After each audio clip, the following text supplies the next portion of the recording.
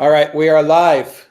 How is everyone doing out there? Can you guys hear me? If you guys can hear me, let me know in the chat. Welcome to the Duran Live number 18. Christmas edition, Peter. Like Peter told us right before we get on. He said it's the Christmas edition. This is for the hardcore. Okay? This is for the hardcore geopolitical junkies. All right. Welcome to Duran Live number 18. I am here in Moscow, as always, with Mr. Peter Lavelle, host of RT's Crosstalk. Hello, Peter. How are you? Excellent on this almost Christmas Eve. Okay. All right. And also in Moscow, I am here with international affairs and security analyst, also in Moscow, Mr. Mark Sleboda. Mark, how you doing? Present and accounted for, sir. All right, one person that we're waiting for to jump on, we'll see, is Mr. Alexander Mercouris in London. Last we heard, he was on a sleigh delivering presents to everyone in the UK. AWOL. We'll see. We'll see. Hopefully he can join us. We know that he was traveling a bit this weekend, so hopefully he can get on board and get all his technical stuff sorted out so he can join us. But in either case, we are here and we are ready to answer your questions. Guys, I saw in the chat before, a lot of people are asking if we answer questions outside of the super chats. Yes, we try to get to all the questions. There's a lot of commenting going on the super chat, so sometimes it gets a little difficult to answer everyone's question, but we try to do the best that we can. And of course, we do answer the super chats, and the super chats are appreciated very much. And of course, you have some more days, 20% off all our t-shirts on the Duran shop. Donate to our PayPal and Patreon. And remember, subscribe, follow us on iTunes and Soundcloud to get audio formats of the shows as well. Let's begin. Let's tackle some of the questions that people sent us. It's a busy, very busy news week and a very interesting news week. And of course, I'm sure everyone is going to be wanting to hear about Trump's pullout from Syria and the possible pullout from Afghanistan. But let's tackle some non-Syria questions first. Peter, we had a question from Vinod before the show started. I've heard that there's a protest going on in Hungary against the slave law that permits people to work overtime without getting paid. Vinod would like to hear both of your guys' takes on the protest in Hungary. And I think we also have... We have Alexander Mercouris. We have Alexander. Can you hear us? Yes, I can hear you. Can you hear me? All right, guys from somewhere in the UK, not London. We don't know Not where, London. but we'll still... An undisclosed location. But we will Grand Thatcher's hometown. We will still call him the Oracle of London because that name will not change. We have Mr. Alexander Mercouris, editor-in-chief of the Duran. How are you, Alexander? I'm very well. Good to be with you guys. All Sorry about the connection problems at the beginning. Okay, we'll try to work through it, and hopefully the connection is good. Yeah.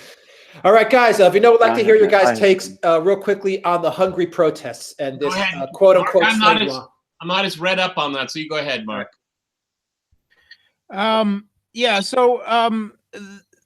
These protests are really quite being overblown in a Western media that is very, very keen to see protests against Viktor Orban.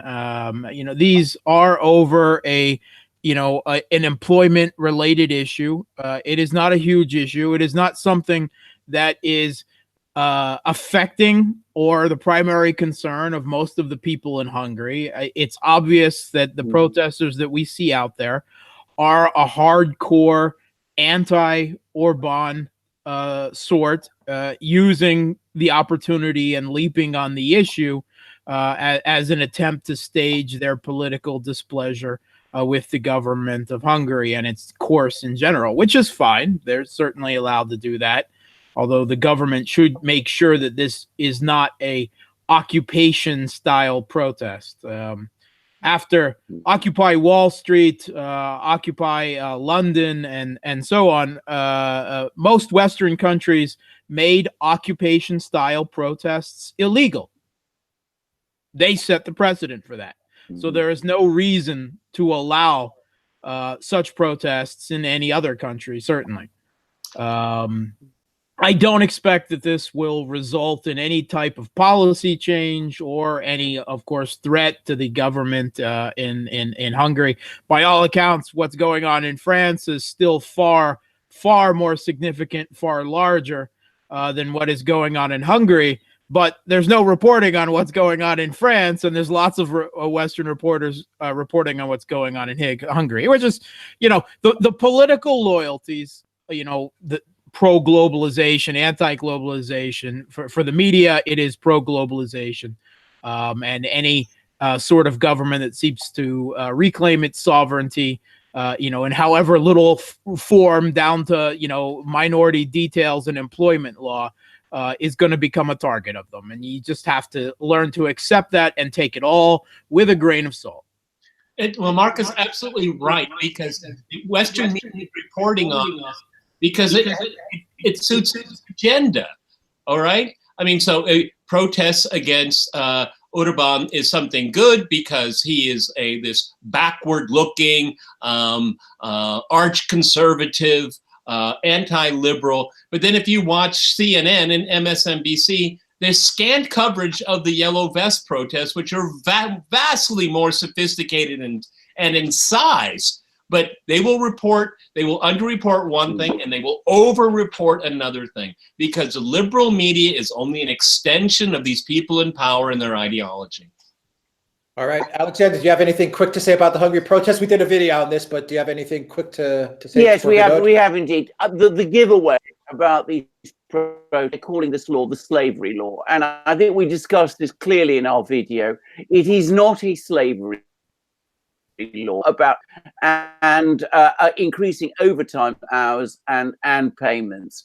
It has to talk about it as a slavery law shows to you that this is a propagandistic affair. And going back to the point that Mark said, and which we also discussed in our video, there is no comparison between what is happening in Hungary and what is happening in France. In France, it is a grassroots protest, completely spontaneous, largely leaderless. They still haven't, political parties are not involved, trade unions are not involved. In Hungary, it is backed by major political parties and, of course, by labor unions which are aligned with the anti-Orban Socialist Party. It is a completely different thing. The protests in Hungary are much smaller and they are far more clearly directed. They are very much part of the general political agenda which Peter was talking about, which is directed against Orban's government in Hungary, which, unlike the government of France, is very popular and which recently won a landslide victory in a parliamentary election, but which is seen by certain people around the world as a threat to the so-called neoliberal order. So there is no comparison about it. And when you hear words like slavery law used to describe something like this, you can tell instantly that this is a fabricated affair. It's a liberal dog whistle is all it is. All right, great. Let's get moving. Richie the Forky sent us a message. First of all, he says, Merry Christmas and Happy 2019. Thank you. We wish everyone here a Merry Christmas, and we will hopefully speak to everybody before 2019 in our next live chat, but thank you for those well wishes. And he is asking about the news in Syria. We'll get to that, Richie. We'll actually probably talk a lot about that. But Mark, we were going to do a video on Kosovo, and Mark Omada sent us a question about Kosovo, and he would like an update as to what you see going on. So, Mark, would you like to give a short prelude as to what our video will tackle and what you see going on in Kosovo for our viewers today? Yeah, of course, Kosovo has long become a quite mafia state, narco state, organ smuggling state, little NATO protectorate, carved out of Serbia illegally and aggressively by the United States and the rest of the NATO countries against all international law. And what they are doing, as the Russian government has pointed out, and what they're doing is they are declaring a national military.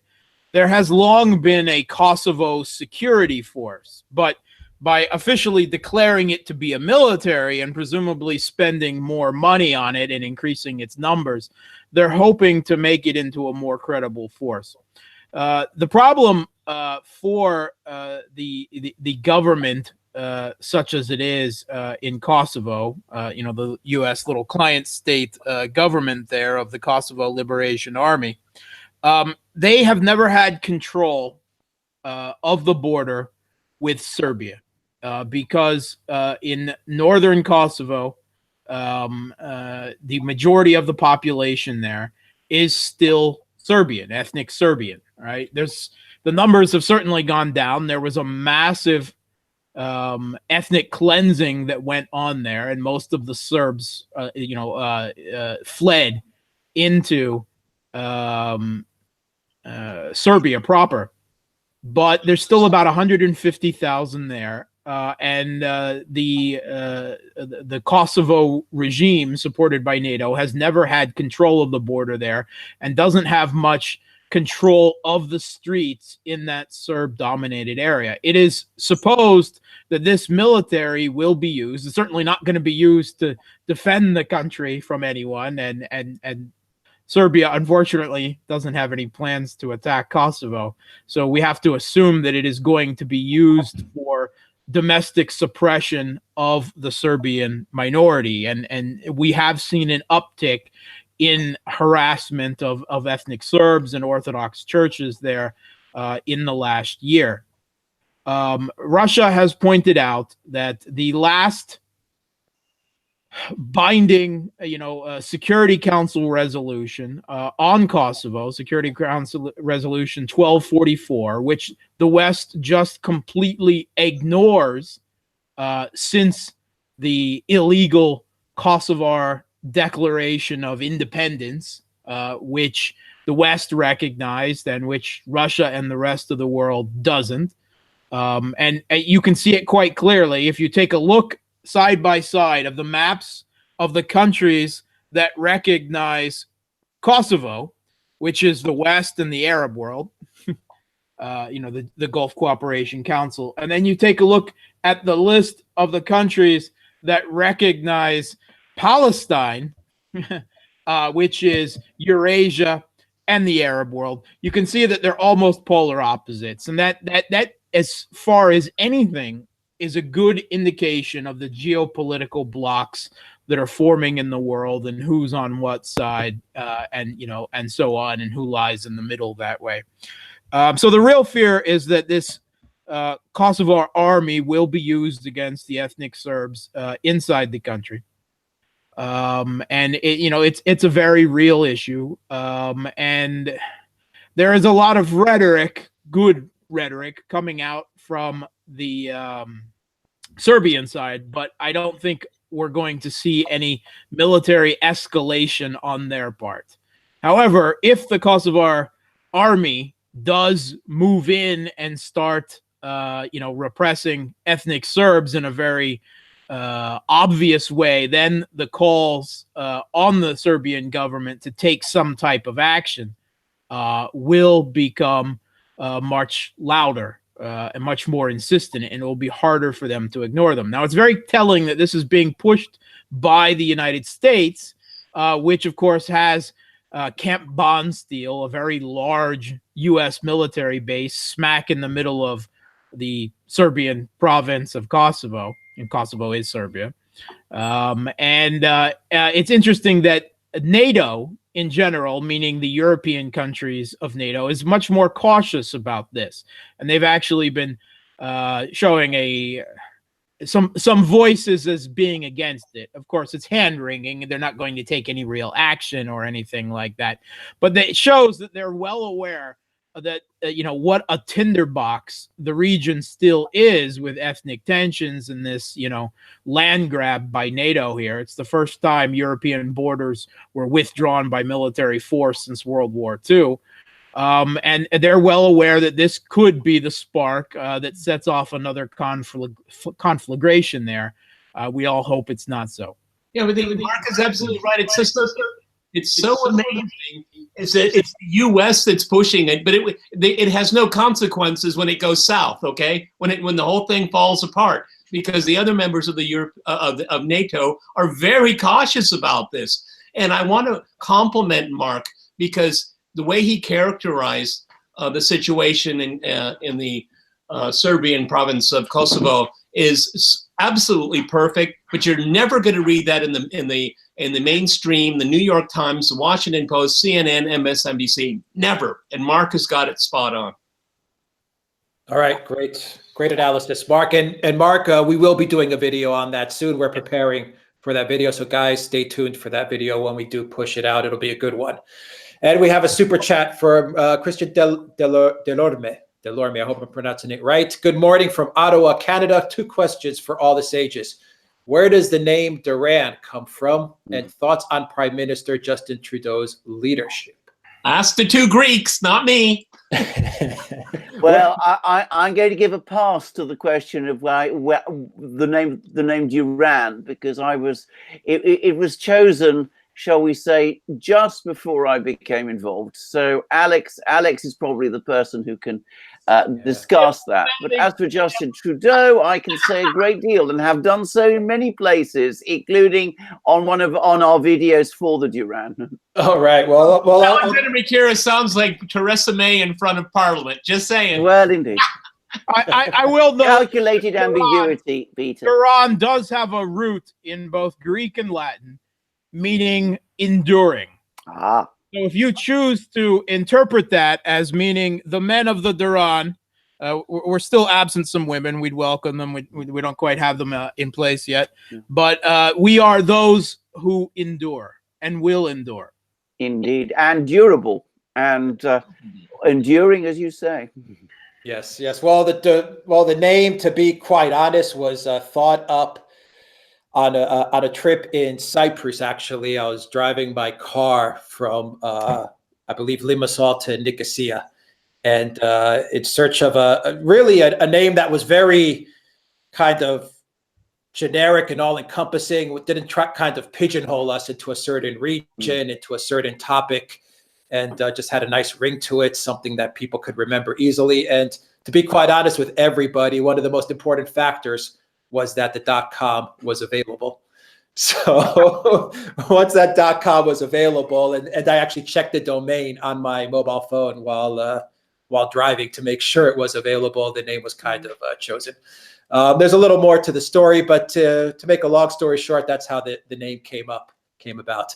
Now, let's get to a more important question. Let's talk about Mr. Justin Trudeau. Alexander, you mentioned that you have a lot to say about Trudeau, and I'm positive that Peter also has a lot to say about Trudeau.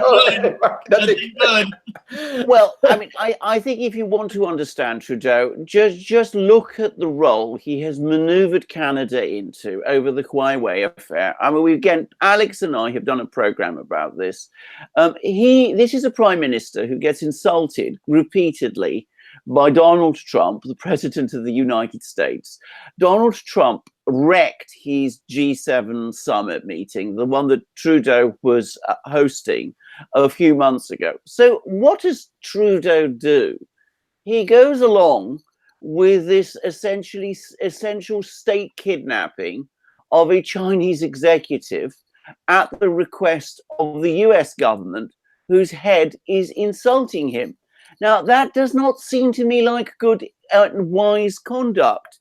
It means he is not going to get any respect in the United States, because the Americans see him as somebody who will simply carry out their orders irrespective of what they do. And of course, he has enraged China. And this is exactly the pattern I find with all of Trudeau's activities. He is very much obviously into virtue signaling. He is very much obviously a person who sets himself at the extreme end of the Western identity politics neoliberal scale.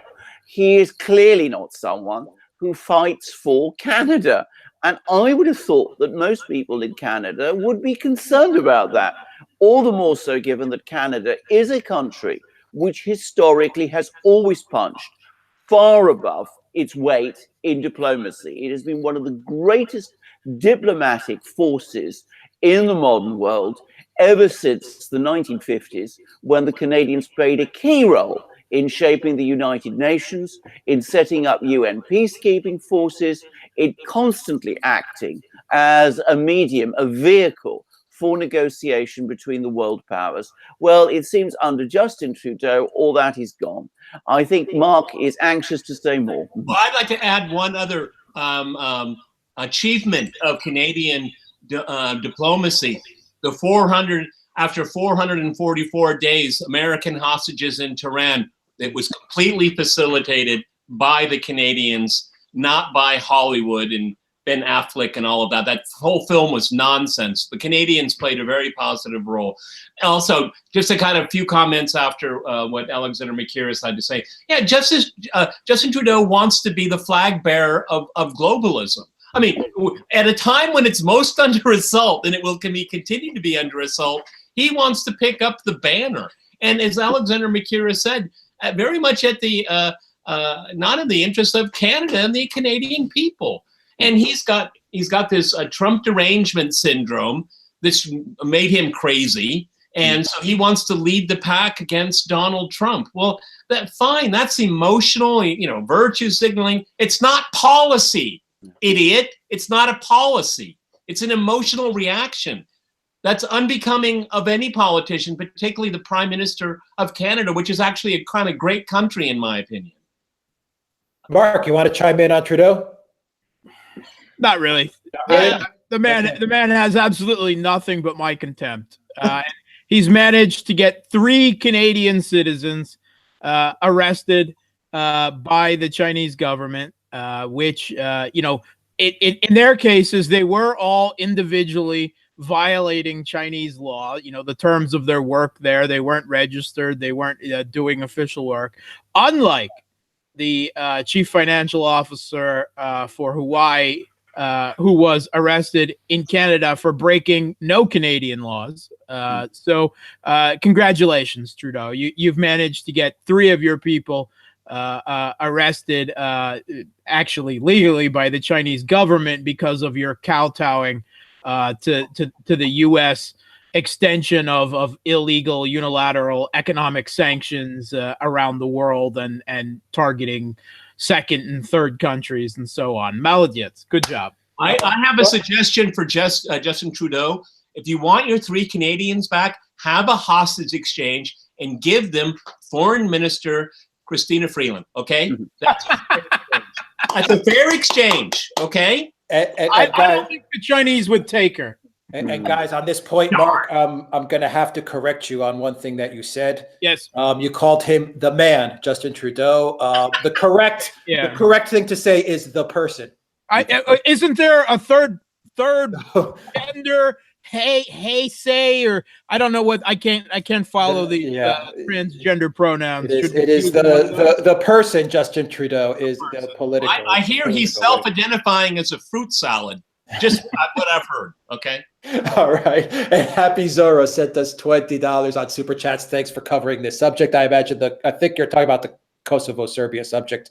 I imagine we're glad to cover it. And once again, we are going to come up with a video for that. So stay tuned for that one as well. And we also have a Super Chat, which is asking to cover Syria. And the Super Chat is from Osama Kassan. Hey, Mark's been following your analysis on Syria via Crosstalk the last 2 years. You rock. Think the Kurds will be smart and make a deal with Damascus. So, Mark, let's kick off what is a very big subject, which is Syria, Trump's pulling out the U.S. troops from Syria and everything that goes along with it. Let's get into it. Yeah. First of all, we don't know yet and won't have any indication, for some time yet, how real this pullout will be, because certainly the entirety of the U.S. government, other than President Trump, maybe Senator Rand Paul, Tulsi Gabbard, and maybe one other congressman I know of, everyone else in the U.S. government seems to be against it. In both parties in Congress, in Trump's own administration, he's had at least 2 resignations so far. The Mad Dog has left the House, And Brett McGurk, this Obama and George H.W. Bush holdover, good riddance. The outbreak of peace was too much for these neocons to handle.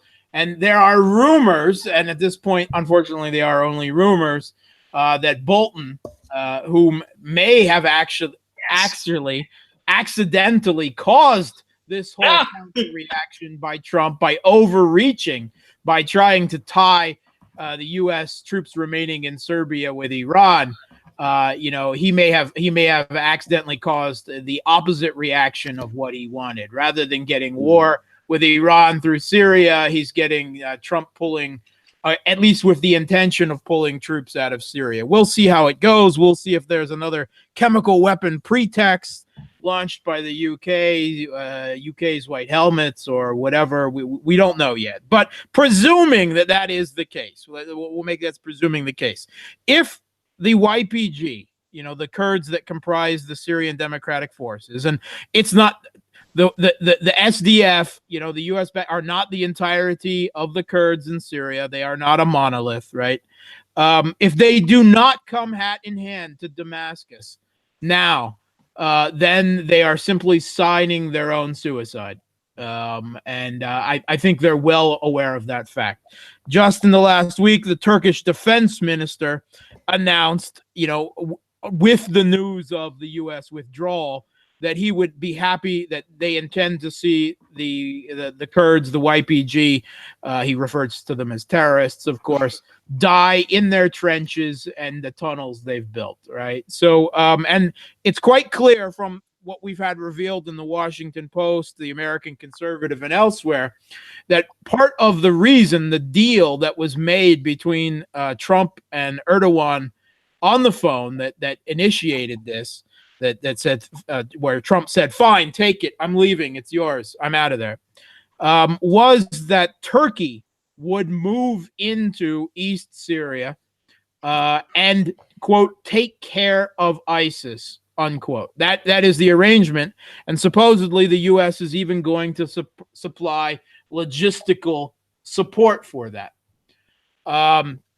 Now, of course, Turkey has been taking care of ISIS for the last 6 years by supplying them with arms and cutting gas deals with them on the oil smuggled out of eastern Syria and so on. So we can presume that there will be a race for East Syria as the U.S. begins its pullout. I fully expect they will literally try to tag team with the Turkish military and proxies, where they will literally move out as Turkish troops are moving in.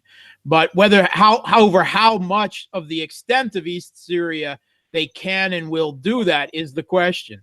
Will they keep to this 10 or 20 mile safe zone, as they call it, or are they going to go for the oil fields? And that's a real question. And we have every indication from Turkish media and elsewhere that Turkish military are moving to the border with East Syria in large numbers now. And supposedly, in this phone conversation, Trump was ready to pull out immediately, like the next day, and even asked John Bolton if he could do that, who was listening in on the phone call. And I guess Bolton kind of gulped and said yes. And Erdogan had to put a restraining hand on him and say, let's wait, i.e. until I can get my military in force. So if the Kurds that comprise the Syrian Democratic Forces, and it's not only Kurds, there are Arab tribes there as well who are not happy with the Kurds, who were in it. Many of them were previous. They however willing or unwillingly, they were underneath ISIS's rule. These are Sunni Arab tribes. And they have let it already be known that they are not happy with Kurdish rule. And some of them were reaching already out to Damascus as well.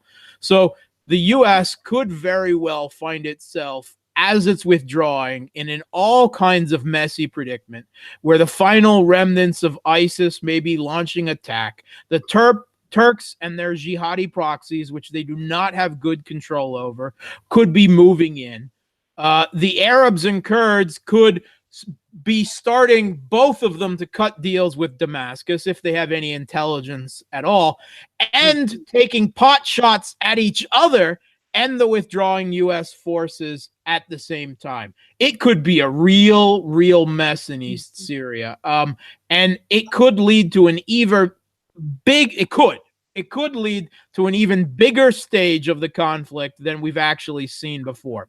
Because now it will become quite clear in the coming weeks whether Turkey intends to continue this type of I don't want to call it an alliance, this arrangement with Russia and Iran in Syria through the Ostinov format, or whether it will, all the ties binding them are now dropped with the U.S. pulling out, and it will become them against Turkey and the jihadis. That's the question. That's the question. I think also, if we could look at Trump's decision, I think if everyone thought that 2018 was a chaotic year, basically focused on Donald Trump, 2019 could be on steroids. Mark has already pointed out the official Washington, the imperial city, is infuriated by this decision.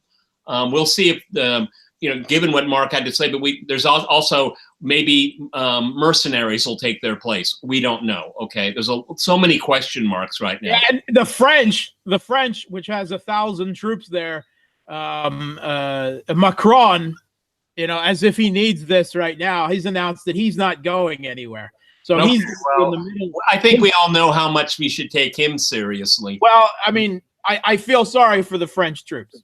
Okay, for the troops. Well, no, they're British troops there too, by the way. They're there illegally. I don't feel sorry for them. Okay, anyway, even military personnel know that. Anyway, continuing from my point, 2019. If you look at what Lindsey Graham and people like him, nominally Trump supporters, but we have to remember most of the politics we see from the imperial city on cable, liberal cable stations, it's basically kabuki theater, okay? But there's one, they can differ on the wall, they can differ on abortion, they can differ on taxes, they can differ on a lot of things, but not empire. And this is what Trump is facing right now. Republican, Democrat, Independent. Even Bernie Sanders isn't happy about this. See, empire is the glue that keep the elites together. They'll squabble all they want over these little things. And not that they're little things for everyone concerned, okay? I don't want to underestimate that. But it's empire that binds them all together. Now, the Mueller report comes out, let's say in February. It's a dud. It's going to be a dud. It would have been leaked by now. 2 years of this nonsense. But there's one thing that they will come together on is empire. Cutting the troop numbers in Afghanistan. Once you start cutting those troop numbers, I wouldn't be surprised it gets close to zero pretty soon. Once it starts, once you get to a tipping point. And this has and will continue to infuriate. Now, who's going to replace Mattis?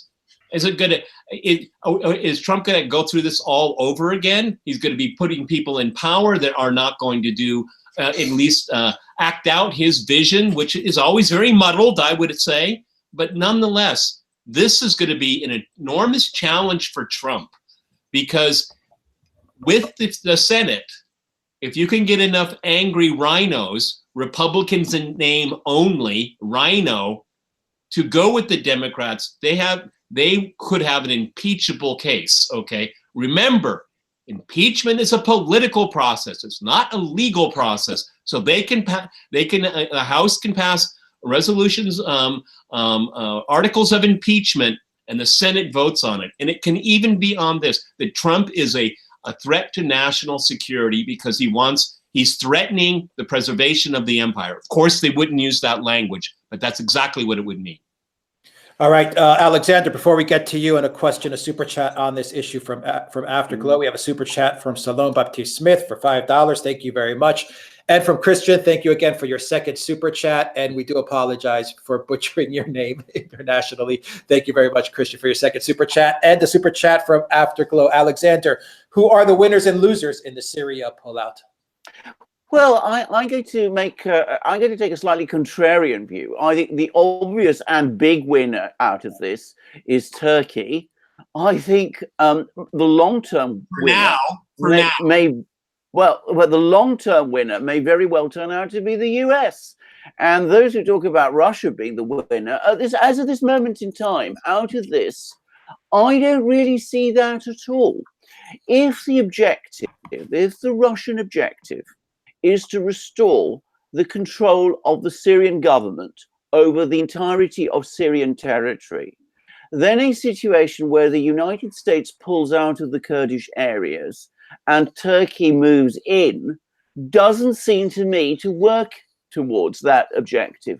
I would add that what I've heard is that the negotiations between the Kurds and the Syrian government in Damascus to try to get Syrian troops into the Kurdish areas off the Turks didn't go very well, because the Kurds are still making demands from Damascus, which Damascus cannot actually ever concede. The Kurds seem to want the Syrian army to protect them, and at the same time, the arrangements that the Kurds have already made in this part of Syria to continue as before, which Damascus will never agree to. So it seems to me that we have a situation now where Turkey is likely to move into northern Syria. It is going to be a more powerful presence in northern Syria, a more permanent presence potentially in northern Syria than the US military was. And of course, that to the extent that the Kurdish issue was the main conflict point between Turkey and the US, Trump has resolved that, which could lead to Turkey now starting to realign more closely towards the US and away perhaps from Russia. So I think that Donald Trump has played an extremely clever game here. Now, whether he understands all its permutations or not, I don't really know. And we will have to see how it works out. But I think the Russians were taken by surprise. I think the Turks obviously were taken by surprise. I think the US could come out on top out of this particular maneuver, because it will restore its relationship with Turkey, which has become very frayed. And of course, Erdogan, for what it's worth, will find himself in control of more of northern Syria, able to exert more influence on the situation in Syria than was the case before, unless the Kurds come to their senses very quickly, which as of this moment in time, they don't seem willing to do. Now, that's a somewhat more pessimistic view than the one I usually take, but that's how it looks to me. I don't know what others think. I think it's interesting analysis, but I don't think that. Okay, I think momentarily, yeah, I can. In optically, it is a victory for the Turks, but I'm not sure what the midterm and long term means. I mean, how long are they going to occupy northern Syria without a reaction? Okay, I mean, I tend to agree with Mark. The Kurds, you have to remember when they were pushing for independence, in a new Kurdistan. I mean, and they had all of the liberal media pitching in and all that. And as soon as their hopes were dashed, they got very, very sober. I think we're still hearing a lot of rhetoric. I agree with Mark. I think they're probably behind the scenes right now. Because the Kurds obviously do not want to be occupied by the Turks. I mean, the very worst could happen under those circumstances. I don't think they're going to take any chances with Erdogan. Who would? Yeah. So obviously, right now the Kurds are the big losers in all of this. I do give the Kurds credit, because they have never yet seriously fought the Syrian government, and if they had, then Damascus might very well have fallen. And they have spent most of this conflict, fighting not only ISIS, but the CIA backed Islamists for the first few years of the conflict as well, the Free Syrian Army and so on. I have never understood why the Kurds would ally with the Pentagon while they're fighting CIA-backed Islamists. And that's exactly what was happening.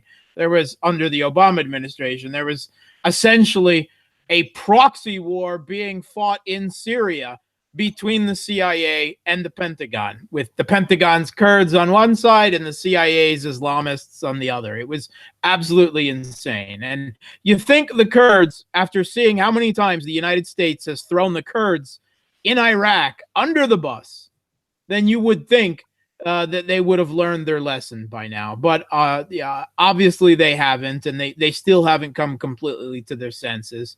They have obviously believed too much of these crazy promises from the United States about what would was possible. The best chance for Kurd substantial autonomy always lay with President Putin. He was always the one most willing to speak to Damascus about this. I mean, the Russian government has provided arms and close air support to the Kurds fighting, Turkey's, and previously U.S. and GCC-backed Islamists, multiple times up till now. The Russians have no problems with the Kurds. The Kurds were allies with Russia during the Cold War. But the problem is that, the Kurds in East Syria now are well into the occupation of areas south where they are ruling over Arab majority areas. Yep. And they're bringing their type of quasi-Marxist anarchic cult over their leader, Öcalan, who's still in a Turkish prison, and trying to put that government over Sunni Arab tribes in East Syria. And it's just not, it was never going to work. It was never going to work. I mean, I have sympathies for them, but I have very few of them left. And if they don't come around and cut a deal, now they have to go hat in hand, and their chances of autonomy are much less. There is not going to be a Kurdish state anywhere in the foreseeable future in the Middle East, right? And I don't care. My opinion of nation states, I'm against the ideology of ethnic nationalism. The Europe saw hundreds of years of genocidal and fratricidal warfare intertwined with the processes of modernity, the press, and education to see the creation of ethnic-based nation states in France and Germany and so on. I mean, they weren't all French-speaking people in one place, right? It's just not the way that humanity naturally, and organically developed itself. We had the 100 Years' War, the 80s Years' War, the wars of Spanish succession, the wars in the Balkans with Bulgaria and the Ottomans. We had World War I, World War II, the Yugoslav wars, the conflict in Ukraine. I can understand them. Why deny them what everyone else has got, irrespective of the process? Because it would cause large-scale ethnic cleansing and tension to create. You're missing my point. You're missing my point. My point is I understand why they want it, and I agree with you that it is impractical under current circumstances. Wanting to have it is logical, and there have been so many precedents. I mean, that's the problem here. They don't have. Okay, I don't want to make this whole thing about Kurds because it's a very deep and long. I mean, we have other Kurdish communities in the Middle East, and they're all a headache for the country that they're in. Okay, and they're not a monolith. They're not allied with each other. The Kurds in Iraq and the Kurds in Syria. A point that our viewers have to take away from all of this is the Kurds chose badly. Again. Peter, going on that question, we have a super chat going on what you just said from Beatrix, who wants to know, and maybe you can follow up on a lot of what Mark said because he touched upon it. What could Russia do for the Kurds? And of course, Beatrix says Merry Christmas to everybody. So Merry Christmas. Look, what Russia is doing in Syria is so underreported, virtually non-reported. reconciliation efforts. Russia is pushed very, very hard. That means people power, getting on the ground, bringing communities together, reconciling. They've gone through a horrific civil war that was essentially invented outside of their borders. The terms and conditions of that civil war were forced upon them, and Russia came in September 2015, invited legally under international law by the Damascus government, a government that is internationally recognized and as a member of the United Nations. They had one request: kill these jihadists. Okay, it doesn't matter who they're friendly with, kill them and kill them all. The Russians did a good job in doing that. All right, Donald Trump can take all the credit he wants for destroying ISIS, but it ain't true. All right, it's just simply not true. It was the Damascus government, it was Russia, and yes, it was the Kurds that have essentially wiped out the caliphate, okay? And I think Damascus, through all of this, does trust Russia's intentions. Russia is the only real master country left of diplomacy and statecraft. And the Russians are going to say, look, for what we have done, and it's been a pretty penny, we don't want to have to do it again. We want you to stay in power. You're going to have to cut these people some slack and cut them a deal to keep because President Assad, you've said that you want a whole and complete Syria.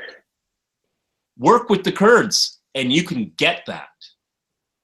All right, Alexander, a lot of viewers are asking about Iran, the Iranian Kurds, and also a lot of users would like you to touch upon Iranian advancement in science and technology. So tie in a little bit of the Iranian Kurds. What's the situation going on with the Kurds in Iran and how they factor into this? And talk a little bit about Iran's progression in science and technology. Yeah. Before I do that, can I just comment quickly on what Peter said? I mean, Russia can only help the Kurds if the Kurds help themselves. Yep. What the Kurds need to do is they need to sit down with Damascus, accept that Syria is going to be a united state, allow the Syrian army into the regions, the Kurdish regions of northern Syria. If the Syrian army enters those regions, backed by the Russian Air Force and the Russian aerospace defense network that's been built up there, then I am reasonably certain that the Turks will stay out. But that has to be what the Kurds themselves decide to do. At this moment in time, they are resisting that logic. Now, Mark is absolutely right when he says that the situation between the various Kurdish regions is very distinctive. In Syria, the Kurds are very leftist. They're led by the YPG, which is essentially a Marxist group. In Iraq, the dominant position amongst the Kurds has been, in fact, much more right-wing, much more conservative. In Iran, Kurds are much better integrated into Iranian society. This is partly because the Kurds are, to a certain extent, a part of the Persian-speaking family of nations. So you get to Kurdish officials who are fairly senior in the Iranian political system. Kurds are represented in the parliament in Iran, in Tehran. They are in a better position than they are either in Iraq or historically have been in Syria. Now, I'm not going to pretend that the situation is ideal. Nowhere is it ideal for the Kurds. But in Iran, certainly it is better.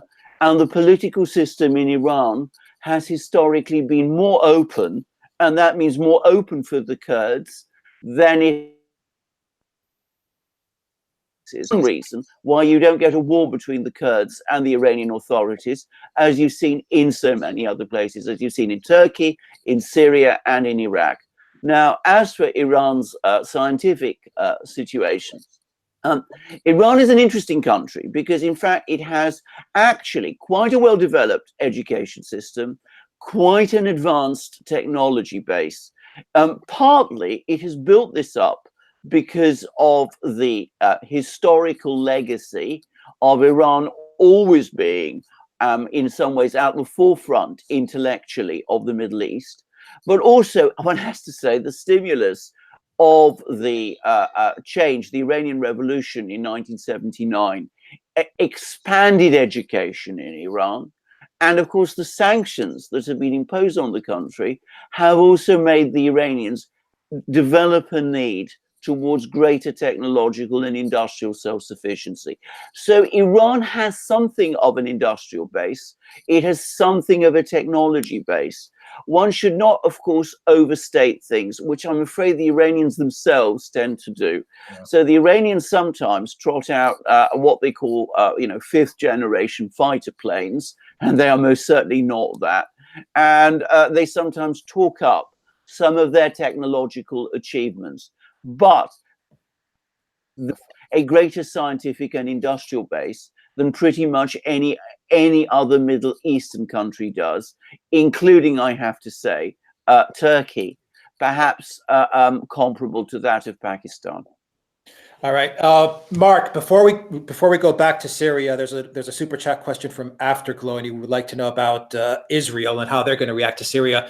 We also have a super chat from Lee, and we're going to switch gears just a little bit. Lee would like to know about a recent resolution from Poroshenko. He says Poroshenko is putting forward a resolution declaring war against Russia. What does this mean? Can you answer that real quick, Mark, for Lee? Yeah, which one do you want first? The Poroshenko? The Poroshenko one, and then let's move to Afterglow and tackle Israel's reaction. Okay, all right. So, real quick, there's a lot of developments in Ukraine, right? We all know Poroshenko is going into elections with a 6.3% approval rating and is trying to play war president. So we've officially had this unification of the schismatic Ukrainian Orthodox Church, with Poroshenko literally presiding over it. A bill has been passed in the Putsch Rada, the parliament of Ukraine, forcing the Ukrainian Orthodox Church of the Moscow Patriarchate to change their name, their own name, to the Russian Orthodox Church in Ukraine, in order, according to Poroshenko, to make it clear that they are the followers of the aggressor, right? This is such a blatant interference of state in religious affairs so many times now. He's trying to create a little Maidan cult church in Ukraine, and it's really awful. We have seen the first Ukrainian church that does not bow down to the schismatic church in central Ukraine already stormed and seized by the brown shirt forces of the political party Sleboda, which was one of the main parties involved in the Maidan. And this is already some like 40 some churches since the beginning of the Maidan, and there's nearly 12,000 more to go. So this is only going to increase. The Ukrainian government is moving military forces, massing them on the borders of Donbass, and announced their intents to create another provocation in the Sea of Azov. And we can presume that Poroshenko wants to extend the martial law in Ukraine further, and he will use some type of military provocation. Now, I don't believe this will be all-out war, but he will certainly try for some kind of provocation, and the problem is that could always very easily spin out of control. A bill has been put forward, a draft resolution in the Ukrainian Putsch Rada, the parliament, to declare war on Russia, end all diplomatic relations, and cease all trade. Now, personally, I think there is still enough sanity in at least the presidency, which is opportunistic and evil, but not necessarily Banderite, that they will not allow this bill to pass, and it will be shuffled off once it's served its rhetorical purposes. But who knows? I mean, Banderistan, that's what I call Ukraine at this point, and you can't tell what they're going to do. A Ukrainian drone was evidently crashed itself in Crimea, in Simferopol today. It was dropping Banderite fascist propaganda leaflets in Crimea. which I guess the people in Crimea found quite amusing. But it crashed itself quite appropriately near a government psychological and narcotic addict help center. And then I think, I think that says a lot right there. All right. Peter, what do you think Israel's move's going to be now that it sees its allies exit out of Syria? Well, I think that they're scrambling right now. This is a huge defeat for Netanyahu because usually American presidents give a heads up to the Israeli leadership before they even tell their own people. This was not the case, apparently. This whole Western escapade in Syria has been a net loss, as we speak, a net loss for Israel, because with Russia entering into the fray in September 2015, Israel faced the prospect of losing control of the regional airspace, and it essentially has. It will test it, yes, but it's going to be far more careful. The Israelis, as usual, their policies, and they never consider the law of unintended consequences. And they have a sense of hubris that they can do whatever they want. Well, they do whatever they want, but the consequences they have to pay a higher and higher price with each escapade. So as far as Syria is concerned, it's a net loss for them. The Saudis, it's a net loss. They're a great ally in the region, the Saudis, MBS. So all of these characters are taking some real hard knocks right now, and we'll see. I mean, the rhetoric coming out of Netanyahu's office again. We're only months away from Iran getting a bomb. I mean, it's the same old tired playbook that's over and over again said and repeated by the stenographers in Western media. So what are they going to do? They're going to have to do damage control. Seriously. And what they may do, as this is going on, and I always say it, is we always have to be prepared for a large assault on Hezbollah. Netanyahu realized they are losing time when it comes to Gaza. Every time they go in there, the costs get higher and higher for them. It's one of the reasons why Netanyahu didn't do it. He lost his nerve, and he lost basically a stable government in the process, though other things played into it. So if you're in Tel Aviv right now, looking out through the region, it's been a bad year. All right. Alexander, Susan would like to know, and this is connected to Syria, we'll switch gears and focus on Afghanistan. Why has the U.S. been in Afghanistan for 17 years? That's a good question. That's a very good question. That is a very, very good question. Well, I think if you go back to what happened in 2001, there were various agendas. Obviously, there was the initial agenda, the publicly declared agenda of capturing Osama bin Laden, overthrowing the Taliban government, making Taliban be used as a terrorist base area against the United States. That was the publicly declared one. But there was also, and I think it's quite obvious, that this was always the objective, which was to set up in Afghanistan a client state there with a large American bases there, which would act as a kind of bridge for the United States into Central Asia. And there was lots of talk of building pipelines and gas pipelines and oil pipelines to the Central Asian states to somehow weaken, supposedly, Russia's and China's control over this area. Now, what that policy actually did was that, of course, it upset and antagonized all the surrounding powers, which had supported the US whilst they thought that the US was going into Afghanistan to try and defeat Islamist terrorism there. But were not happy to see Afghanistan being used in that way because it directly threatened their interests. So you saw countries like Iran and Pakistan, and of course, to some extent, China and Russia, which had initially supported the American incursion into Afghanistan, become steadily more cool towards it. And I think that that has been one of the major contributory factors to the eventual failure of this project.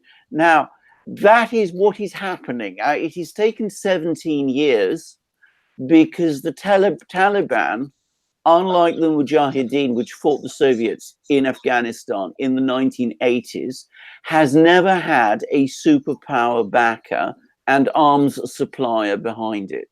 The Mujahideen had ample support and public support from the United States, which supplied it with weapons and systems and Stinger anti-aircraft missiles and money and you name it. And it had support from Saudi Arabia, and open support from Britain and Egypt and France and all sorts of countries. Yeah. The Taliban has not had anything to that same extent. And that's why that war has taken so much longer in Afghanistan. And the fact that the Taliban was never quite able up to now to deal a single knockout blow has, I think, led some people in the United States to think that if they hang on longer, they will be able to stay there and that they will somehow prevail in the end. I think what is now becoming increasingly clear is that that isn't going to happen, and that those 17 years have been wasted years, and that we're looking at a situation where the best policy for the United States is to withdraw and to cut a deal and to move out before the whole thing falls apart. Mark, I think you want to say something. Yeah, well, obviously, the U.S. had geopolitical dreams about an allied state formed in the center of Eurasia, to be used against China and Russia, but that very quickly, showed itself that would not be the case in Afghanistan. And once again, another empire has died trying to conquer Afghanistan. It's you can look back historically and lose count.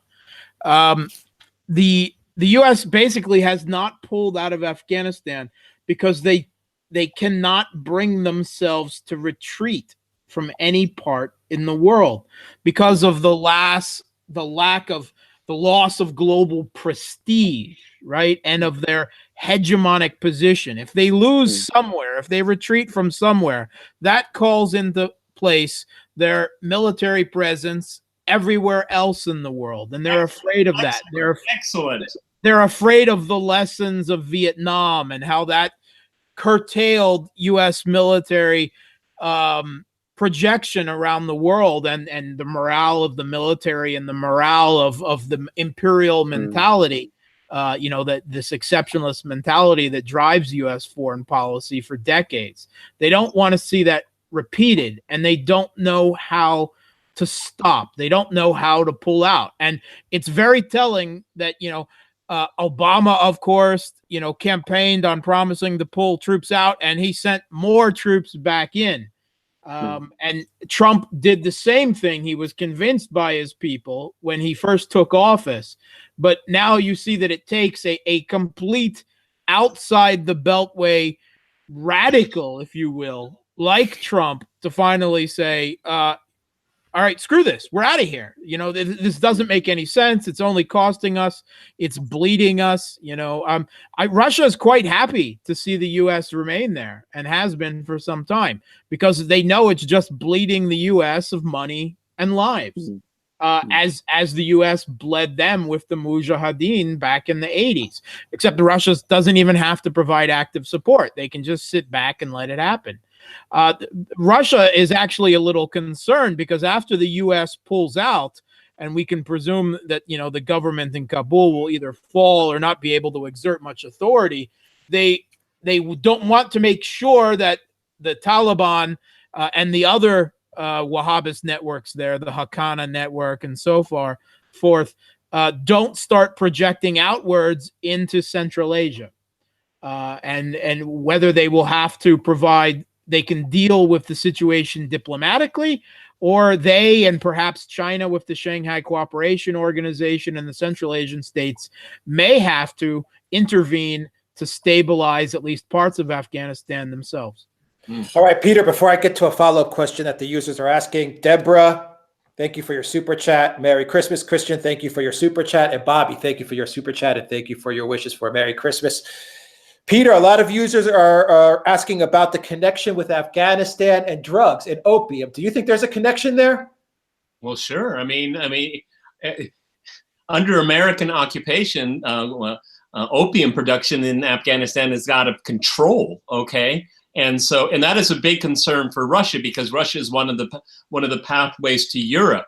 And Russia has a drug problem, a serious one, and it's because of cheap heroin that gets through. And I have to echo again. I think Mark, what he said was just superlative, okay? Because the Russians do have it's a very high concern what happens to Afghanistan, not just because historically it's because if the U.S. the U.S. has just caused chaos there. If there isn't a managed withdrawal that can give some kind of security guarantees to Afghans, I don't know what government. Russia is going to be concerned, and all countries in the region are going to be concerned. They don't need the problems of Afghanistan hemorrhaging outside, and one of them is the drug industry in Afghanistan. It's huge. I mean, that's their cash crop. And the U.S., when the U.S. got there, it was almost completely eliminated. It has thrived by the Taliban themselves. Yes. Okay. It's thrived, and the U.S. has done nothing about it. All right. Mark, super chat question from Muramasa. Sudan's President al-Bashir recently visited Damascus and became the first Arab president to visit since the war started. However, large protests similar to Arab Spring have sprung up. Is Sudan a next target for regime change? Yeah, this is extremely interesting, and it follows on the visit of officials and the improvement of relations with the United Arab Emirates with Syria. This is the Saudi-led Gulf Cooperation Council, this group of Saudi Wahhabist dictatorships, that is the Gulf, coming round and giving up on regime change in Syria.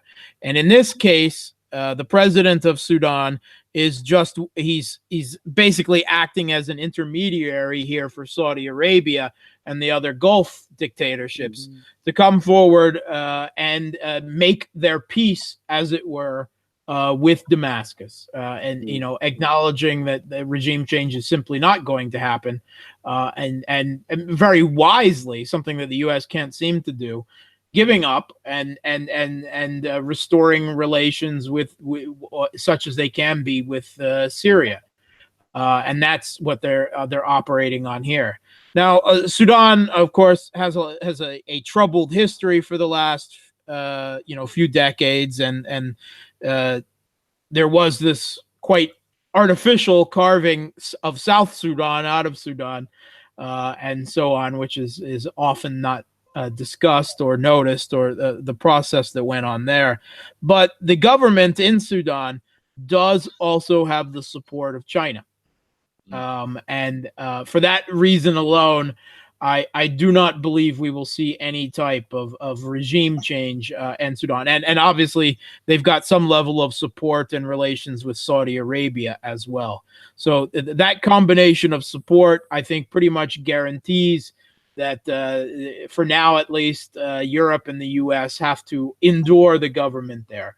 They can't go against a country that has relations with both Saudi Arabia, their own ally, and China. It's simply not going to happen.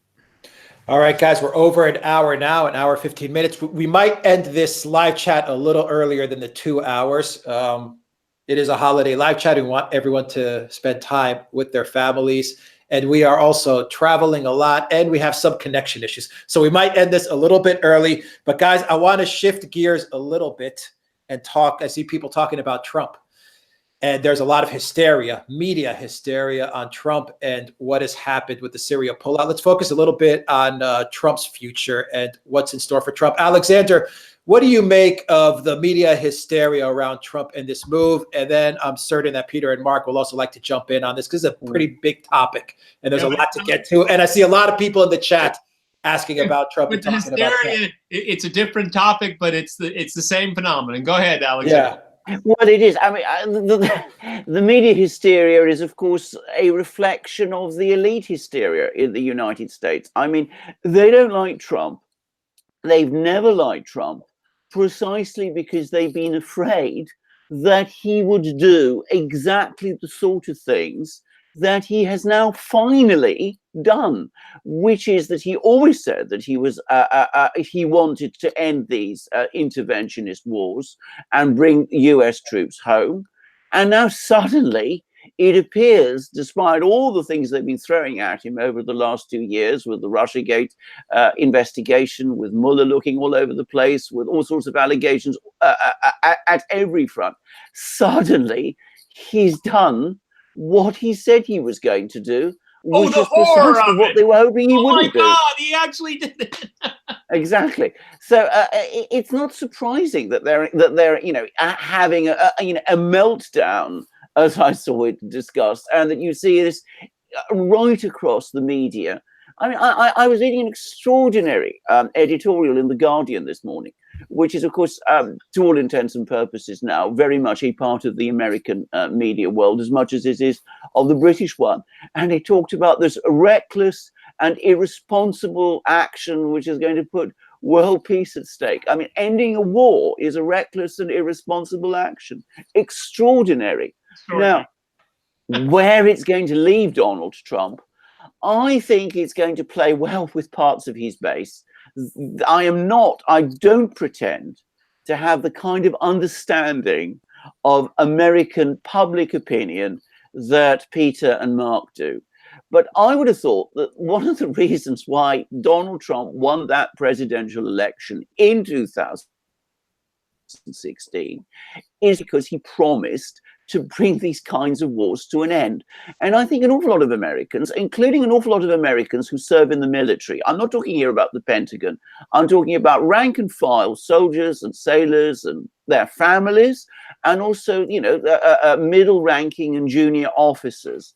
I think they have been extremely unhappy about being posted to places like Syria and Afghanistan and wherever to pursue nebulous geopolitical policies, some undoubtedly driven now, like Mark said about Afghanistan, by questions of face, which neither concern them nor are fully understood by them in many cases.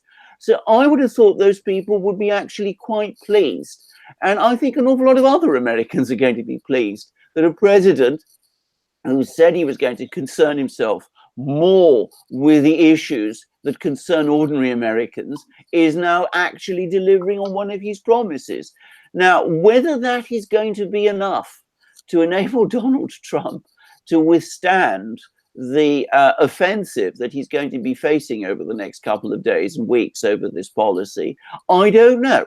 But all I would say about Donald Trump is he's had to face an awful lot over the last 2 years, and he's still there. And his approval rating is still somewhere around 40 to 45%, sometimes even a bit more than that. So, there seems to be an enormous amount of damage that this man can absorb. And perhaps, as I said, this will increase his support rather than reduce it. Peter, what's you sent an interesting article this morning on Trump, and I believe it was from Jim Jatras from the Strategic Culture Foundation. What's your take on this hysteria that's going on? I thought it was a very good article. It was so blunt, and it's so refreshing to read someone. He actually worked in the office of the Secretary of Defense, so he knows what he's talking about. All right, he knows the players, not like these jag-offs on cable. Okay, as I think I've already said it earlier. I would agree with Alexander Mercouris. There's many in his base that would welcome this because it's a promise kept.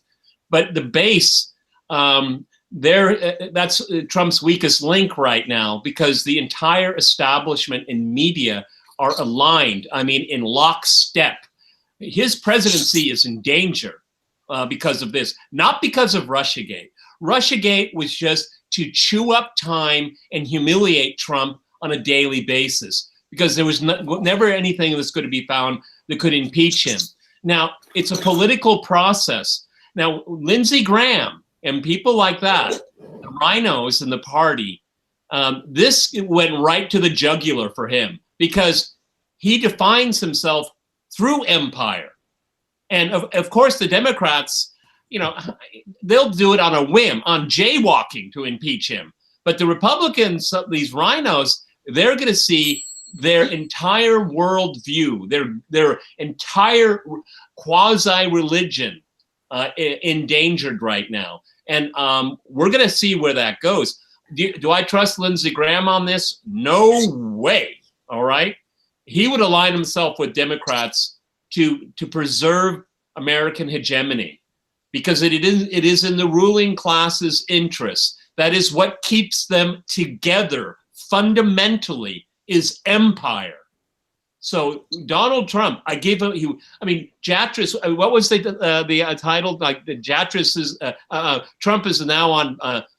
Has Trump taken political Viagra? Okay, because that's really what it took. Because this is like them having a ton of bricks hit them in the head, because someone actually said it doesn't work and it is not in our national interests. And Trump is right. For whatever reasons, he is right on this issue. And you see a number of veterans have come out. I ask everyone to look. Mark, what day was it? On Friday when Tucker had McGregor on? I think Thursday, but yeah. Thursday. Look at the Thursday edition of Tucker Carlson, the only man that has any bravery and honesty on cable. He has a great segment with a retired military officer, and it was blunt. And this guy said Trump did the right thing, and he gave the right reasons for it. So I encourage you to do that. But Donald Trump is in political danger. He's in a minefield right now. The Russiagate stuff was chicken feed compared to this. There's too much money at stake, too much prestige, too many jobs. This will be remembered as some kind of turning point. I don't know how we'll describe it years to come, but it will be one. Go ahead, Mark. Real quick, Orange Man bad, and also is the Orange Man bad? And tie this into empire. Pierre mentioned empire, and we also have empire in the Donbass. And Nigel sent a super chat where he's saying that Kiev has 20,000 troops, tanks, and artillery. Britain and U.S. forces are embedded. Is a full-scale attack imminent? Do you see Trump taking a change in stance to Ukraine as well, or will he ramp up things in Ukraine as a compensation in order to offset Syria and Afghanistan? Yeah, I mean, that's always a possibility. Obviously, Trump has no love for the Westback Putsch regime in Ukraine, because they openly sided with Hillary Clinton and tried to ensure that she was elected and he wasn't elected president. So I don't know. If Bolton is really on the rocks too, the problem here is if Trump tried to draw down in Ukraine as well, he would probably immediately be overthrown by the deep state. I mean, they would not allow that at this point. So he has to play his cards, close to his chest. I think on this, I certainly don't think he's committed to the government in Kiev at all. The government in Kiev, all right, there's a British naval ship that pulled into Odessa. British Marines are going to start training some of these Ukrainian military, hopefully not paramilitary units as well. I fully expect to see a provocation over the holidays before the end of January by the regime in Kiev, right? Whether that's with Donbass or the Sea of Azov or somewhere else, I don't know. There's movement all there, but I don't think they intend. I don't think they're capable of a full-scale military operation. But there is always the danger that these provocations could spiral out of control, right? That's the danger. Is why we don't want them to happen. No one wants them to happen. But I don't think their intention, at least, is full scale conflict. Just enough provocation and outrage, and to help Poroshenko try to win his re-election bid. As to Orange Man bad, Orange Man good, I hate talking in such Manichaean terms, right? I think on Crosstalk we were always very clear about this. I personally support some of Donald Trump's social concerns in the United States. Others I don't agree with. I support what Donald Trump campaigned on foreign policy wise, with the exception of Iran, which I very strongly disagreed with his positions on Iran. His economic policies, I was uniformly against from the beginning, right? I'm not a fan of neoliberalism. I'm not a fan of big oligarch business. There's always the question how big Donald Trump is, but I don't buy in this good man, bad man, policies. I support him when he does something that I agree with policy-wise, and I disagree with him vehemently when he doesn't. And I think, Mark, that is why people watch these podcasts, because we're policy-driven. We're not personality-driven. We are not driven by virtue signaling. I agree with Mark. I think if you could summarize what we do here on Crosstalk, it's balls and strikes. We call them as we see them. I disagree with a lot of what Trump does and wants, right? But I know that I disagreed with everything that Hillary Clinton stood for and policy-wise. I mean, I didn't vote in the U.S. election. I don't vote in U.S. elections anymore. I live in Russia. I identify with Russia. I immigrated to Russia. I have Russian citizenship now. I don't feel it's appropriate for me to vote in U.S. politics, but I certainly follow it, and I have a strong opinion about what goes on there. And, neither of the two parties of power completely in any way represent my interests. I mean, I used to organize for the Democratic Party years ago. That's actually how Peter and I met. Why do you have to tell everyone? Yeah, I mean, we all go through our political evolutions, and Tucker Carlson's another perfect example of that. I'm not GOP or Democrat. I'm not either one. I don't actually like either. I want everyone to know when Mark and I met, it was during the John Kerry campaign for president.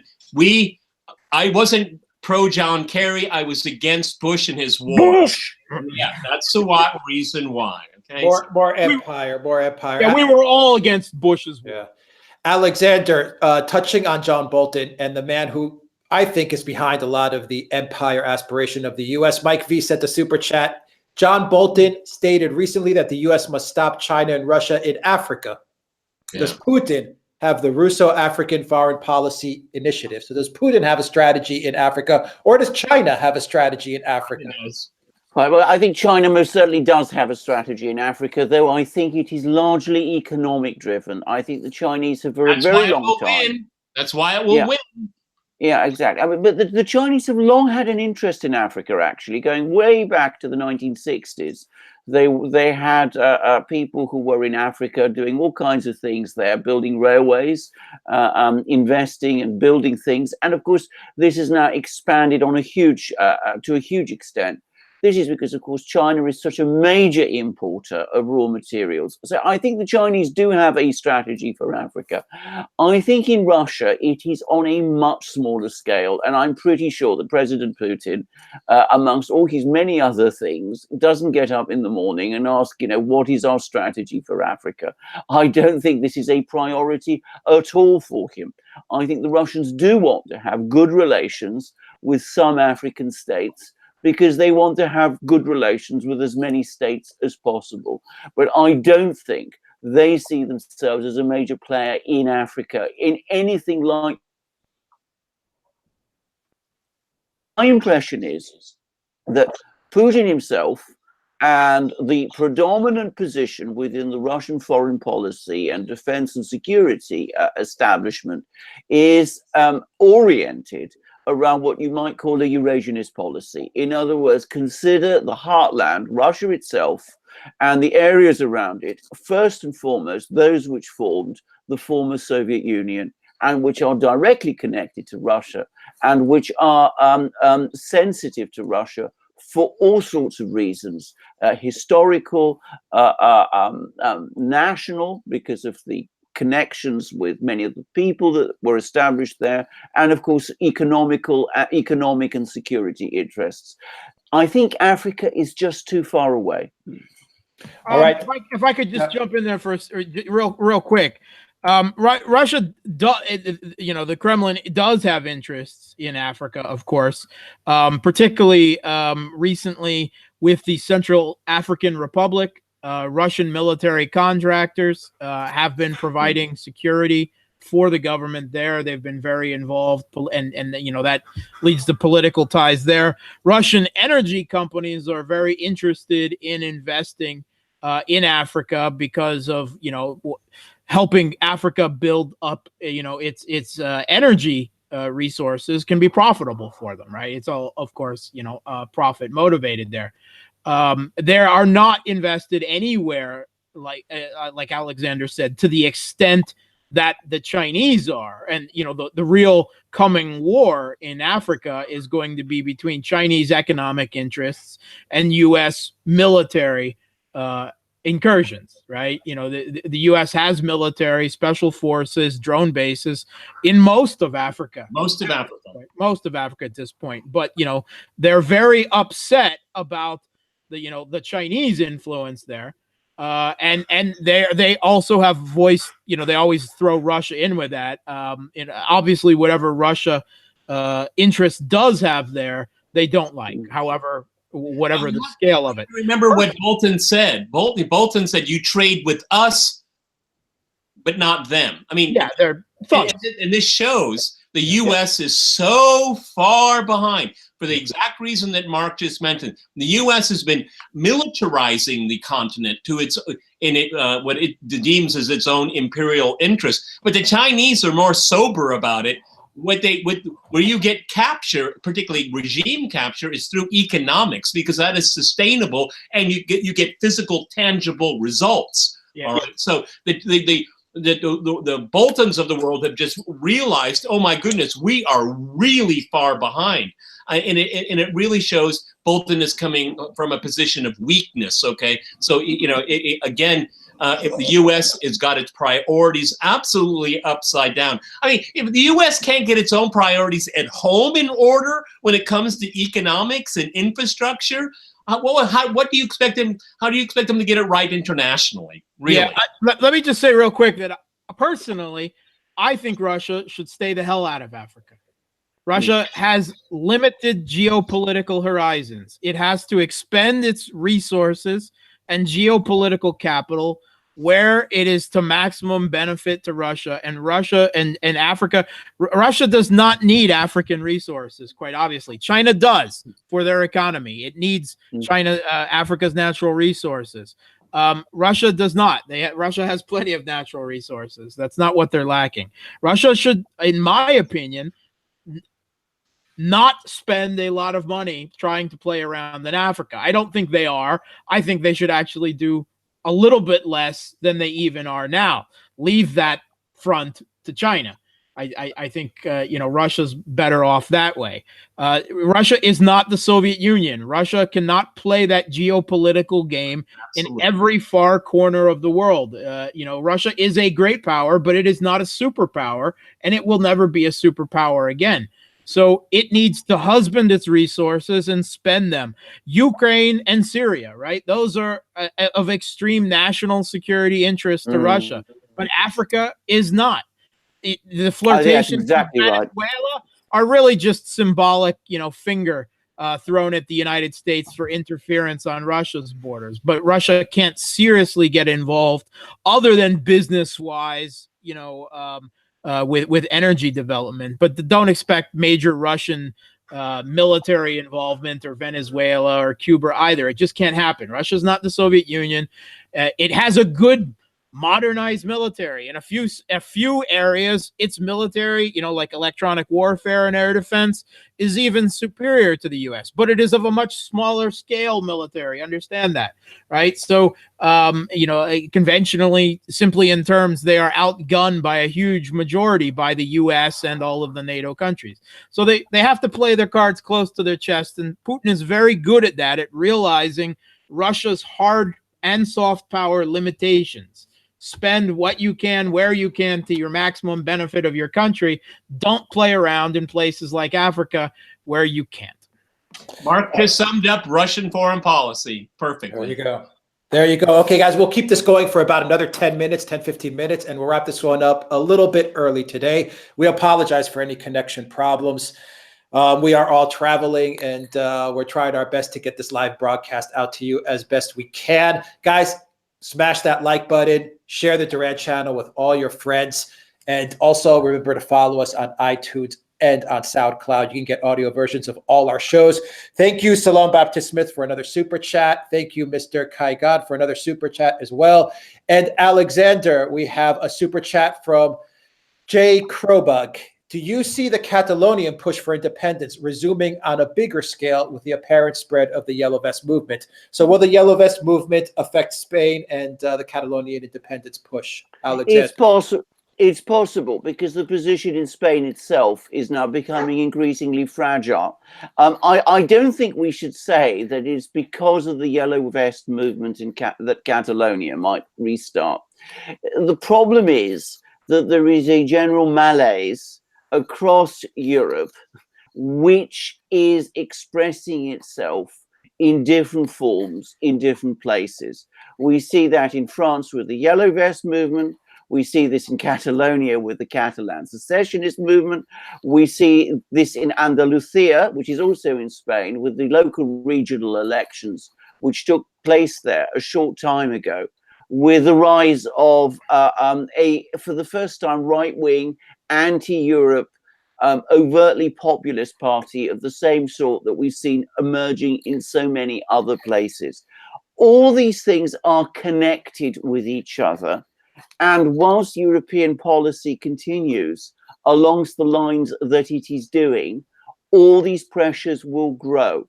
They will grow even more if, as seems very likely, Europe slips into recession next year, which I think is highly possible and which more and more people are thinking and expecting.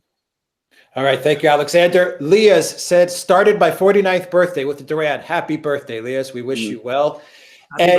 Happy birthday. And Peter, some people are talking about the Maria Butina. What's your take on what's happening with Maria Butina? She's just a victim.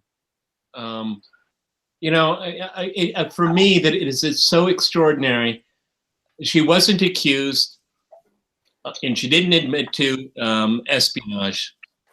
She didn't break any espionage laws. She isn't really defined as a spy if you look at the indictment. Her biggest crime was that she liked America. Her second crime was that she was Russian. And so she just got pulled into a web. I mean, it seems to me, I think we've all heard the term, when you're interrogated by the feds, they want you to sing. But I believe, and this is my own personal opinion, is that given the conditions that she was held under, that she began to compose, and that's what they want you to do. So implicate people. So she was a victim of an illusory conspiracy, and here's this young woman that just wanted to be friends with America, and she had an interest in guns and wanted to have the same kind of gun rights in Russia, which I don't want to see those rights come to Russia at all. We don't need that. And we don't have the same culture about guns here. It's very hard to be a gun owner in Russia, and I think it should be. But that's Russia's cultural specifics, okay? The Second Amendment exists in the United States for historical reasons, and we could have a very long conversation about that. I'm not for abolition of the Second Amendment in the United States, not at all, okay? Because people are the problem, not guns. But poor Maria, someone bright, had the whole future ahead of her. She was gung-ho. She would like to connect. She learned the American way of networking, and she was very avid, was an avid person doing it, and she had a modicum of success. And because maybe of her success, she got in trouble into a much broader fake news conspiracy, which we will find out with Mueller's report. Mark, do you have any comments on what's going on with Maria Butina and what's happening? Of course, it's a travesty of this neo-McCarthyite hysteria in the U.S. I mean, she's not charged. Let's be clear, she's not charged with being a spy. She's not accused of espionage. There's no accusations she has any connections with Russian intelligence. She's accused of being an unregistered lobbyist. Arrest all of AIPAC. Arrest all these in Washington, D.C. Yeah, it's absurd. That said, I have very little sympathy for her personally. I'm not only for her political views, on guns and other things, economics, but she's an Americanophile. She loved American society and culture. She loved, you know, and the parts of it I don't like: money, guns, and the hyper consumerism. She loved it. Well, you know, she bought her fill of it. She played around there, and she paid the price. And Russians need to learn the price of this type of American philia. You know, they should not have such an adoration for this type of culture, because it can reach out and make them pay the price. But Butina is paying the price. I imagine she'll be sent back over here eventually, but you know, these last months in solitary confinement are an obvious injustice. And tantamount to torture by many UN considerations anyway. But she brought a lot of this on herself. And not because she violated any laws, but because she underestimated the extreme neo-McCarthyism that now dominates American political society. All right, Alexander, do you have a quick update before we wrap it up? Anything going on with Assange in the UK? No, we've not heard anything more, but I mean, it's Christmas, and as I said in our previous program, we need to be very careful around Christmas, because with people being distracted by all sorts of things going on, by the holiday, by the the fact that most media is not working full time, this is a good time to push Assange out of the embassy, if that is what that is the plan, which I don't think anybody has any doubt now is the plan. So I'm afraid we have to keep an eye out and an ear to the ground with this. But it could happen at any moment, and it could happen now. All right. Peter, what's your make of vapor? Mine's NAF. Heathcliff would like to know. I don't understand the question. One more time. Your vape. What's the make of your vape? Your vapor. I don't know. All right. I have like 15 of them. So, because if you vape, I have a battery in here, so I have a battery charger, and then I keep them all charged. Okay, so I don't really pay much attention to the make. I'm sorry, I'm not that much of a connoisseur of it. I do not suggest anyone do it. Okay, it's not good for you. All right, but I smoked 60 cigarettes a day. And then I went on the Nicorette thing, and then the gum thing, and then the sweets, and I destroyed my health. I destroyed my teeth. So I found a balance here. All right. So I'm not encouraging people to do it. All right. And Salome Baptiste Smith, thank you for your super chat. And guys, we get this question a lot, but it's the end of the year, so let's answer this again. Sharon Burkett would like to know, Peter, Mark, Alexander, anyone so far stand out for replacing Vladimir Putin? Good. I have an idea. And I want you guys, maybe we'll do it. Why don't we do a separate video on this and have the title, "Who will replace Vladimir Putin?" And then we can just have it there. And then when there's a movement in the story, we can update it, because we answer this question all of the time. I'll give my quick answer, because I know we want to keep this short. It will be somebody like Putin, my answer. Mark, your quick answer. Yeah, I mean, the outstanding candidate for me to replace Putin is Shoigu, and of course the ultimate decision lies with the Russian people, I think if Putin is smart, what he will do is indicate 2 or 3 candidates that he thinks could do a good job of continuing forward with his policies, and said, I would be happy supporting any of these 3. That said, I am not a supporter of the United Russia Party. I think it's corrupt. It's too neoliberal. The business is not the entirety of influence over it, but it has too much. And I would like to see a real conservative party. The majority of Russians are moderately socially conservative and moderately statist, leftish, without being leftist, i.e. they want a strong support and social network but aren't communists, right? That is the type of emergence of a real party that I would like to see out of United Russia. I think United Russia needs to be split, and the social conservatives / economic statists need to go in their own direction and nominate their own candidate. And I think that's the best way of carrying Putin's policies and legacy for Russia forward. And I think there's a certain inevitability about what Mark said about United Russia, because at this point, the status quo is really untenable. And it's because they haven't figured out what to do with it. Alexander, your quick answer, if you have one. Yeah, I by the way, I agree with United Russia. I think the only thing that keeps United Russia going is the fact that it's associated with Vladimir Putin. But he's not a member of it. He is not a member of it. Exactly, he's not even a member of it. But I'm not going to speculate. I'm not going to give any names of anybody because I truly and generally don't know. And as I've said before, when I did make a guess on previous occasions, I got that guess wrong. What I think, though, we will probably see is that sometime halfway through Putin's present term, we will see a government reshuffle. We will see Medvedev, who's the current prime minister, has been prime minister now for quite a long time. I think we will see him leaving that job. And I suspect Thank God. that the person... Thank yes, God. Can't and come I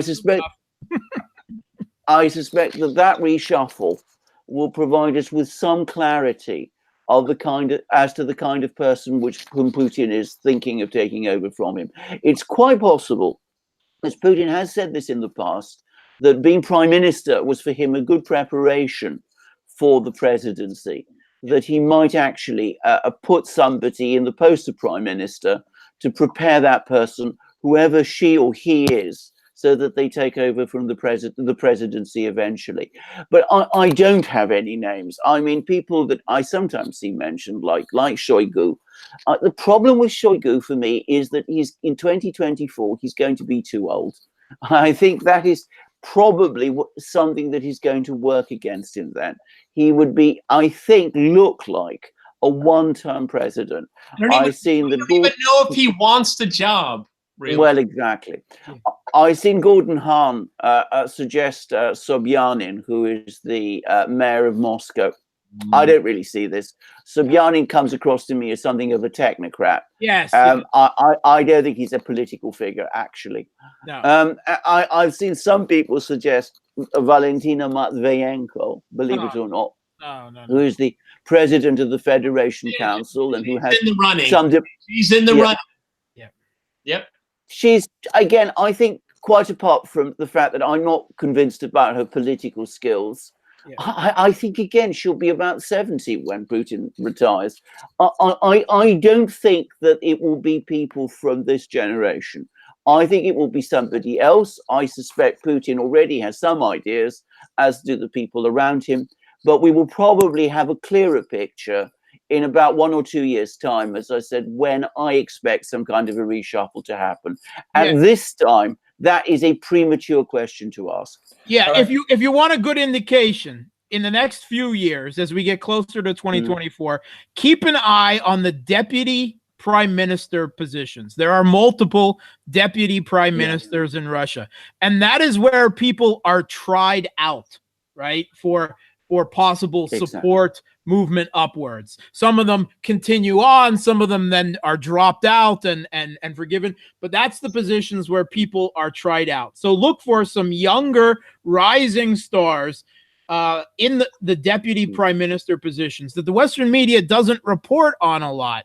But that is where I think you'll see candidates tried out by Putin and the other. Putin is not a dictator. He doesn't, unfortunately, sometimes have anywhere near absolute power in Russia. And there are other people, the military, the big business, and the others that will have a say in all of this, who the support eventually gets thrown behind. But watch those spots, the deputy prime minister spots, if you're really interested in it. All right, let's do a couple more super chats and we'll wrap this up. This is one from Murmasa. I'm not sure if we can answer this, but we'll try our best. Recently, a speech pathologist teacher in Texas was fired from her job because she refused to because she refused to sign a pro-Israel and anti-BDS pledge.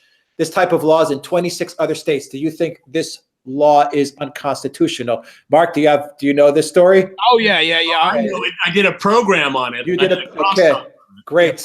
You guys, let's get to it, and we'll answer this, and we'll wrap it up on this super chat. Peter, go ahead.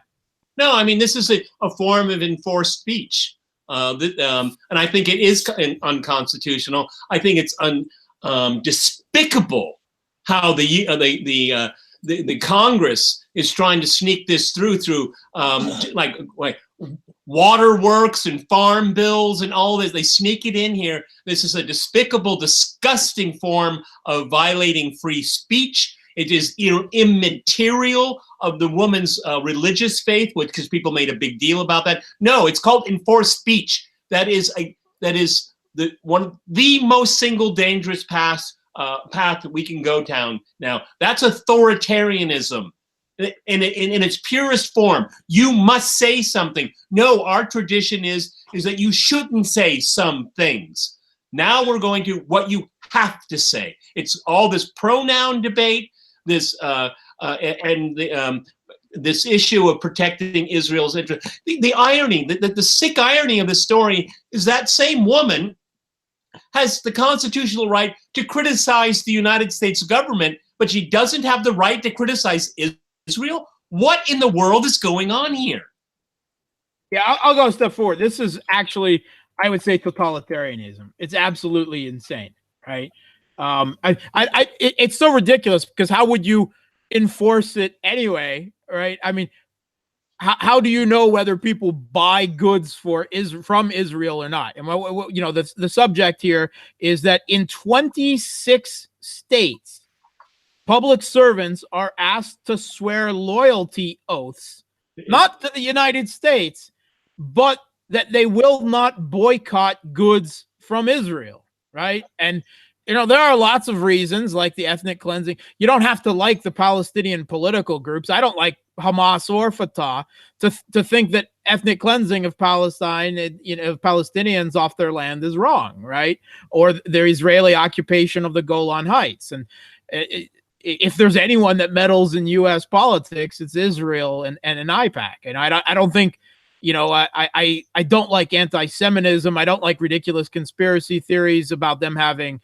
ruling the world or anything like that, which is absurd. But they do obviously have too much influence on U.S. domestic and politics and foreign policy, and this is a clear sign of this. It's actually insane, and I'm so glad I don't live in that country anymore. All right, guys, I want to end it on one more question, which we kind of get criticized a lot, but I want you guys to tackle this. Alexander, Mark, Peter. It comes from Mort. Isn't this a good time for the Duran guys to criticize Russian media control, but not a whiff of it? What do you think? Actually, we criticize Russian media a lot, and we focus a lot on Russian media. But guys, I don't know what specifically do you mean by that question? Because I can tell you is that if you look at the majority of newspapers, national newspapers in this country are critical of the government. Yes. Are against the government. Critical, yes. You are a victim of too much propaganda Kool-Aid, Mort, and you know nothing about Russia. You obviously don't read Russian, and you should pay attention to Russian papers. Kommersant, Vedomosti, for God's sakes, Novaya Gazeta, TV. We have Dost, Echo Moskvy. You have the Americans with their propaganda channels, Current Time TV, Radio Free Liberty, Voice of America, BBC Russian, right? There, if anything, the fringe pro-Western liberals, which represent about 5% of Russia's population, have such an outsized voice in the media and even on the state-run TV channels and everything. It's absurd. The problem isn't too much Russian government control of the media. It's too much pro-Western liberals, outsized representation in the Russian media. You don't have any clue what you're talking about. Alexander, wrap it up for us and we'll call it quits here. Thank you, Courtney, for your super chat, by the way. We appreciate it. Merry Christmas, Alexander. I agree with this. I mean, I get to say straight away, I mean, I do follow the English language parts of the Russian media, and I go to say straight away, there is much more diversity of views there than I find now, certainly about Russia, when I go to the West. If you mean by diversity, if you mean if you're looking for opposition content, if you want to say criticism You mean of the liberal Russian government, right. most of the media in Russia, certainly the newspapers, overwhelmingly seem to me to criticize the government.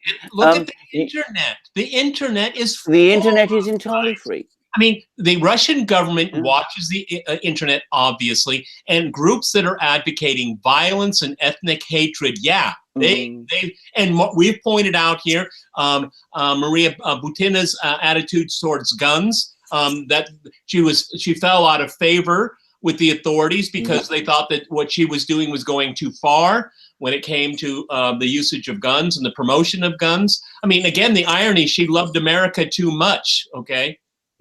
The comment was that we observe, we don't pay any attention to the obvious criticisms of Putin and Russian foreign policy. Now, listen here. Obviously, you're not paying any attention to either to this channel or to us on Crosstalk or anywhere else we speak, because I regularly criticize the Russian government on air, right? On Russian TV, on Russian media, uncensored, national, right? It's simply my criticisms of Russia are not Western criticisms of Russia because I am not a pro-Western liberal. And most Russians are not pro-Western liberals. My criticisms of Russia are from conservative, realist, and leftish economic concerns. And that's where the majority of the Russian people, when they do criticize the government, come from. Right? And don't expect to hear us. On top of it, if we made videos, let's say we did a video on Russian education reform. We did a video on Russian economic policy. We did a video on Russian church-state relations. I would wage a lot of money that the vast majority of people watching that wouldn't have a clue what we're talking about. All right? Because these are internal debates. They are very, very fiery. A lot of people's hair get on fire. People talk about these things all the time. They don't talk about Putin. They're talking about the quality of the education of their kids, or they're talking about policy that maybe might be inflation, cause inflation. I mean, I'm sorry. A lot of the things that the media talks about is about everyday life. Western media is obsessed with Putin, Putin, Putin. Russians, on the other hand, are more interested in everyday life and what government should or should not be doing for them. Yeah, my primary criticisms of the Russian government, other than education spending, are that it appeases the West too much and doesn't do enough and isn't forceful enough defending its national security interests in its near abroad, particularly Ukraine, that they don't do enough, not that they don't do too much. All right. Alexander, you have any last thoughts? Well, and if you talk about me, I mean, my criticisms of the Russian government tend to center on its economic policies, which I often have great issues with. But as I said, I have to also wonder, frankly, whether if we did programs on some of the things that Peter was talking about, interstate, church-state relations in Russia, for example, or education policy in Russia, I do wonder how interesting they would be for some of our viewers, actually. I mean, these are very internal things. And as Peter correctly says, they argue about them all the time in Russia. It doesn't mean that they are of great interest to outsiders. And maybe I would add one final thought, which is, of course, it is a mistake to base your views of the Russian internal media by looking at what you might call the external media, things like RT and Sputnik and Interfax and TASS. These are addressed towards foreign audiences. And of course, they tend to, perhaps more generically, push a certain Russian view of foreign policy issues. If you look at internal Russian media, it's quite different. In fact, there is no similarity. Yes. RT is not the equivalent of CNN. RT does not broadcast TV to Russians in Russian. It doesn't. RT is the equivalent to Radio Free Europe, Radio Liberty, Voice of America, BBC Russia, and Current Time TV. Foreign media in Russian targeting Russians. That's what Russia is. RT is. RT is English language media from Russia, putting Westerners like us who are critical of Western foreign policy and can't get a platform in Western media. This is exactly what Western media does to Russia. It elevates a few pro-Western liberals, gives them a platform to speak, and that comprises their media targeting Russia. And Russia simply, with RT, just does the same thing in reverse to their countries. It gives Westerners like us, who are critical of the societies we come from, particularly the foreign policies, a platform to speak to the West, where we wouldn't have a platform because the media, the corporate-controlled media, the state media, they both don't allow any real criticism of the West, particularly of its foreign policy. That's why we do. All right. That's why we do what we do. Exactly.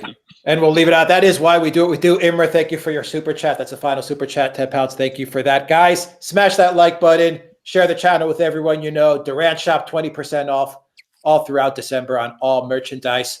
And iTunes and SoundCloud. You can get all our videos in audio format. And, of course, we have PayPal and Patreon where you can donate. It helps us out a lot. Guys, we wish everybody who is celebrating Christmas a Merry Christmas. And we will see if we'll be doing a broadcast before New Year's. I think all indications show that we will be doing a broadcast. But keep your eyes open on our channel, and you will see when we do announce a broadcast before New Year's, if we do another live chat before 2019. Peter Lavelle, host of RT's Crosstalk.